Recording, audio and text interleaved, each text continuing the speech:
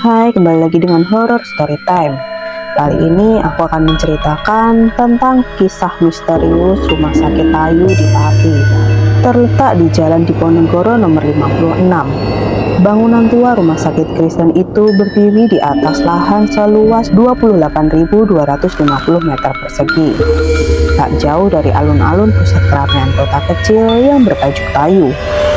Salah satu wilayah kecamatan yang jadi bagian dari Kabupaten Pati di Provinsi Jawa Tengah. Rumah sakit bertipe C ini didirikan pada tahun 1933 dari hasil pengembangan poliklinik untuk umat Kristen yang diprakarsai oleh P.A. Jan, seorang pendeta dari Badan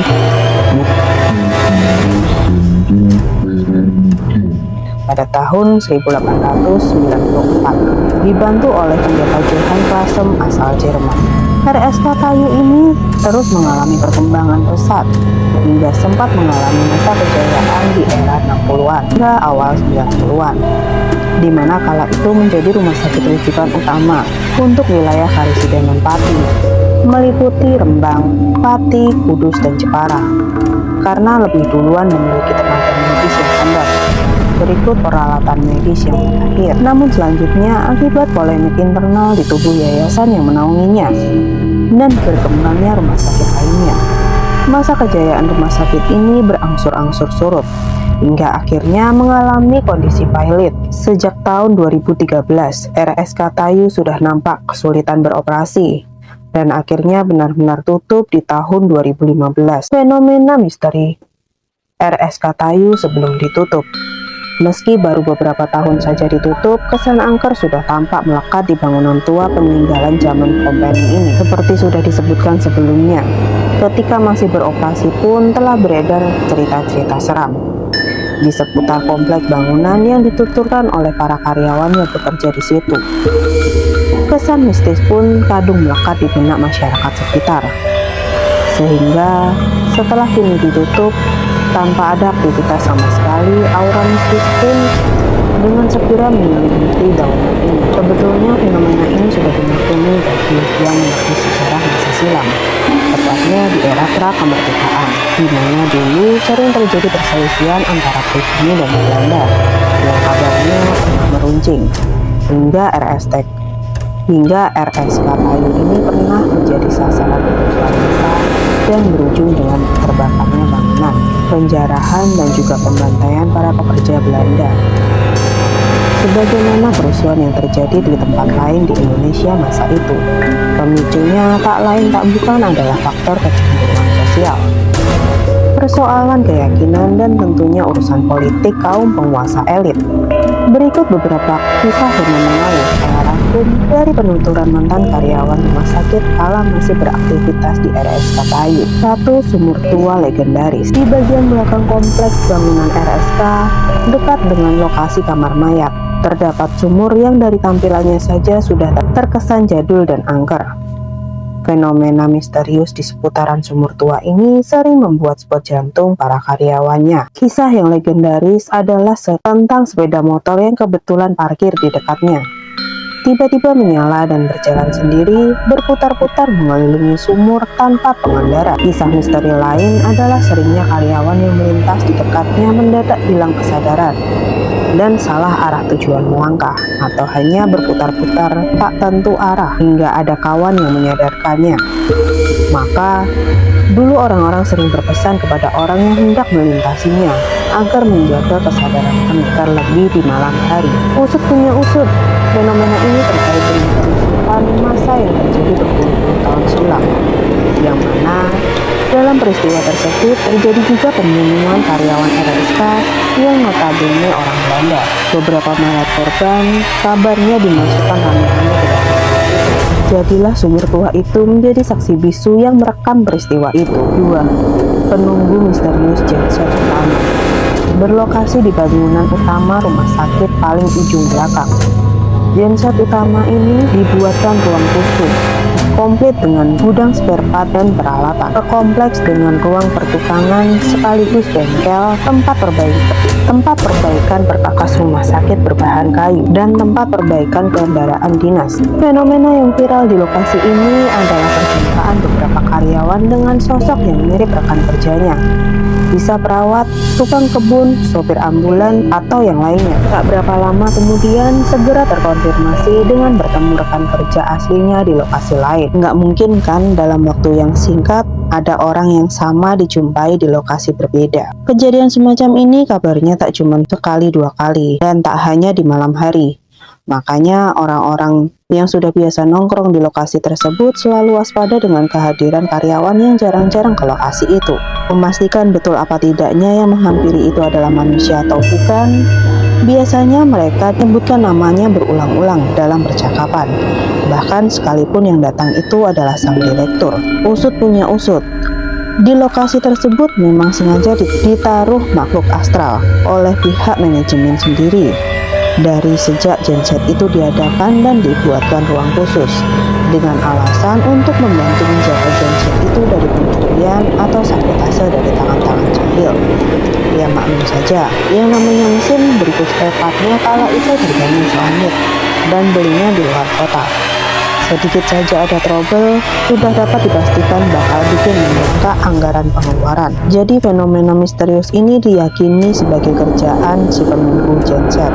Barangkali memang punya kemampuan menampakkan diri dalam wujud menyerupai manusia. Lalu bagaimana wujud aslinya? Kata mantan karyawan operator genset, sosoknya tinggi besar, jauh di atas rata-rata orang pada umumnya.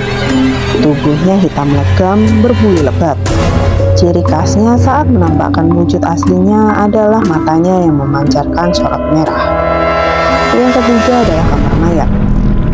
Kamar mayat dimanapun rumah sakit pasti kental dengan cerita-cerita horor. Begitu pula di RSK Tayu. Segudang kisah misteri seputar lokasi ini tak akan habis diperbincangkan dalam semalam. Dari zaman Belanda, sudah ratusan korban singgah di RSK ini. Mulai dari korban perang, korban kriminal, sampai laka lantas. Kisah di sini boleh dibilang seragam. Intinya adalah penampakan arwah si mayat itu. Ada yang menemui secara langsung, ada yang menemui melalui mimpi. Ragam agendanya, ada yang minta tolong, ada yang bercerita tentang proses kematiannya, ada yang berpamitan atau sekedar menyapa dengan senyum kaku di balik wajah pucatnya. 5. Pagar tembok gerbang gaib. Titik lokasi tepatnya tidak diketahui pasti. Yang jelas, tembok ini membatasi kompleks bangunan RSK dengan kampung sebelah. Narasumber yang bercerita adalah warga kampung sebelah yang kerap melihat fenomena misteri itu, yaitu munculnya para gadis Belanda yang disebut noni-noni Belanda. Secara tiba-tiba lengkap dengan busana ala Eropa tempo dulu, berlarian menembus tembok pembatas tersebut menuju kampung sebelah. Tampak sedang bermain kejar-kejaran atau peta umpat, sekejap lalu menghilang. Usut punya usut. Sewaktu rumah sakit ini menjadi sasaran kerusuhan massal, memang ada sekelumit kisah tentang dokter Belanda yang menjadi korban meninggal. Keluarga beserta istri dan kedua anak perempuannya yang biasa dipanggil sebagai noni. Kabar ini benar adanya. Tak ada catatan sejarah, hanya berdasarkan rumor saja.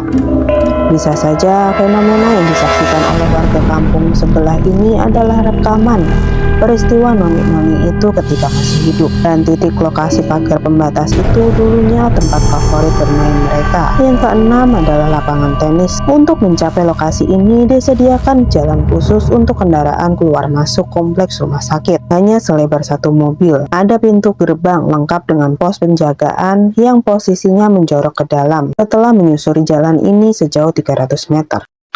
Lapangan tenis ini dibuka untuk umum dengan membayar iuran keanggotaan, dan khusus karyawan diberlakukan gratis. Lapangan ini bebas dipakai kapanpun, mulai pagi sampai malam, dengan sedikit negosiasi bersama satpam penjaga gerbang. Beberapa narasumber mengisahkan tentang terdengarnya suara bola yang dipukul raket atau memantul di lantai, tanda lapangan sedang dipakai. Tapi setelah didekati, ternyata sunyi senyap, tak ada seorang pun yang ada di sana. 7. Angkernya RSK Tayu pasca ditutup. Pasca ditutup dalam keadaan terbengkalai tanpa aktivitas. Sudah barang tentu fenomena misteri di RSK lebih variatif. Kisah yang pertama dituturkan oleh Pak Wardi, tukang beca yang dulu biasanya mangkal di depan RSK Tayu. Pak Wardi ini adalah tukang beca yang dulunya sering mangkal di depan RSK. Suatu pagi, melihat dari kejauhan, seorang nenek melambaikan tangan ke arahnya. Posisi si nenek tepat di depan gedung portir RSK Tayu. Sedang Pak Wardi dalam perjalanan balik ke arah utara untuk kembali ke pangkalannya. Tanpa berpikir panjang, ditancaplah gas becaknya yang kini dimodifikasi dengan menambahkan mesin motor. Maka disebut bentor. Semakin becak yang dikendarainya mendekati titik lokasi, dalam sekejap tiba-tiba si nenek menghilang dari pandangannya, entah kemana.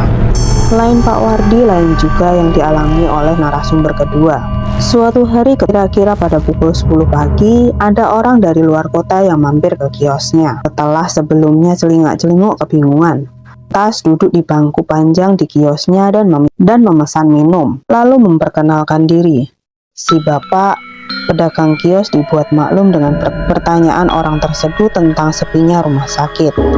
Maklum karena dari luar kota mungkin belum dengar kabar tentang penutupan RSK Tayu sejak 2 tahun lalu. Si bapak pun lalu menjelaskan dengan runut, termasuk alasan kenapa rumah sakit ini ditutup. Tampangnya memucat ketakutan. Diminumnya hidangan yang disuguhkan untuk menenangkan diri. Si bapak pedagang kios pun melongo tak mengerti. Akhirnya orang tersebut membuka cerita bahwa dia bermaksud untuk check up kesehatan setelah sebulan sebelumnya berobat di rumah sakit ini, dan obatnya pun telah habis. Dia pun menunjukkan bukti kartu pendaftaran dan kwitansi pembelian obat bertanggal sesuai keterangannya, yaitu tepat sebulan yang lalu.